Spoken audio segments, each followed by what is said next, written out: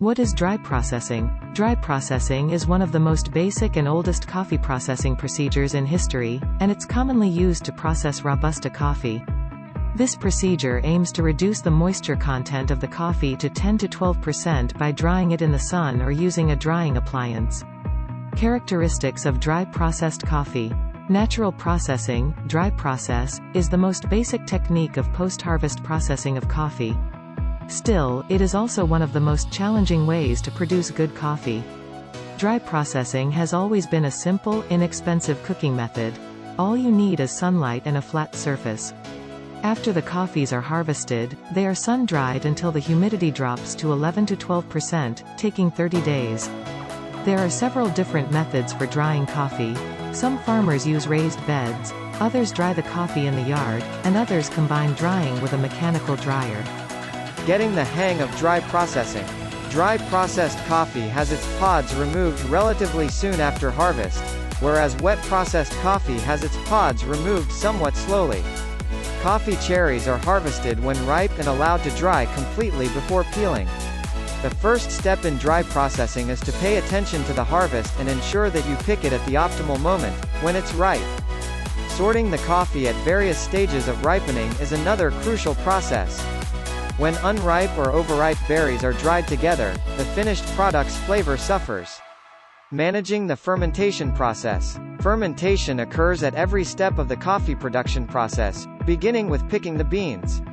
The yeasts and bacteria that are present on the fruit's surface, or that have penetrated the fruit due to mechanical impact during collection and transportation, will instantly begin metabolizing the sugars and acids inside the coffee fruit. Fermentation can continue until the coffee reaches the recommended moisture level of 11%. However, numerous factors influence its fermentation in dry processing, including ambient temperature, sun exposure time, shadow density, fruit density in drying beds, raking, island, coffee rotation during drying. The entire drying process relies entirely on environmental conditions, such as sunshine, and can take 1 to 3 weeks. During this period, rake the island several times a day to ensure that the fruit layer dries uniformly and mold growth is prevented. To avoid night dew, the coffee must be heaped high and covered with canvas at night. The enzyme system may ferment the coffee fruit in the fruit of the coffee layer as not spread uniformly or spread too thickly, resulting in an unpleasant taste afterward. On-time completion. After 3 to 5 days of drying, as the pods lose water, furrow the coffee 5 to 6 inches thick to expand the area. After about a week, you'll start to examine the drying process and decide when it's time to stop.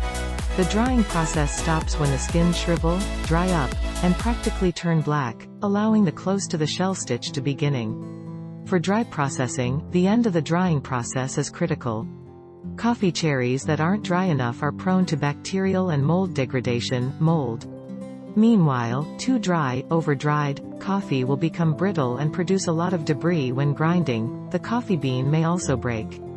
It is critical to dry the coffee to a moisture content of less than 11%, or 12 to 10%, necessitating a warm environment. As a result, dry processing is typically done outside at temperatures of 29 to 31 degrees Celsius. An overview of the coffee drying process can be found here. Finally, once the coffee has reached the desired humidity, it can be gathered, packaged, and stored in an excellent, dry location until the buyer is ready to receive the items.